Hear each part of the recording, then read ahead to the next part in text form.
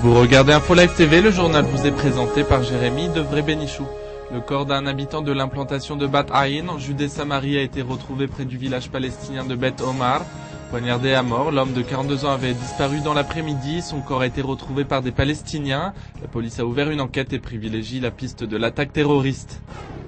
Le rapport 2007 des services de renseignement israéliens révèle que la probabilité que la Syrie déclenche une guerre contre Israël est très basse.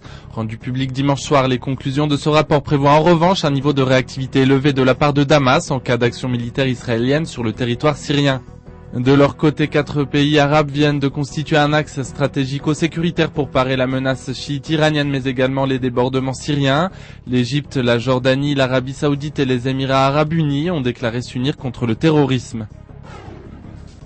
Sans transition, c'est aujourd'hui que la commission Tirkel, qui préside à la nomination des plus hautes fonctions de l'État, doit se prononcer sur la désignation de Yaakov Ganot à la tête de la police israélienne.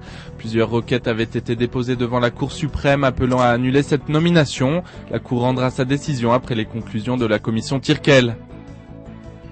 Société, la grève menace de paralyser l'ensemble du secteur public. La centrale syndicale de la Histadrout appelle à la mobilisation générale pour protester contre le non-versement des salaires des fonctionnaires. Les syndicats ont sollicité l'implication du Premier ministre qui a rejeté la responsabilité sur le ministre des Finances. Enfin, une nouvelle qui risque de bouleverser le monde chrétien. Des archéologues affirment avoir découvert le tombeau de Jésus et de membres de sa famille dans la vieille ville de Jérusalem. La nouvelle devrait être officialisée ce lundi au cours d'une conférence de presse à New York. Retrouvez sur Info Live TV un entretien particulier avec la consul de France à Haïfa qui nous parle de la mission dont elle s'était investie pendant la guerre du Liban. Aujourd'hui, le monde entier parle d'Israël. Mais qui parle d'Israël au monde entier, en temps réel, en 4 langues et en direct de Jérusalem? Infolive.tv, la première chaîne de télévision internationale israélienne. 24 heures sur 24, 7 jours sur 7, suivez de l'intérieur l'actualité d'Israël et du Moyen-Orient. Des reportages, des interviews, un grand journal et des flash infos en images dès que l'actualité l'exige.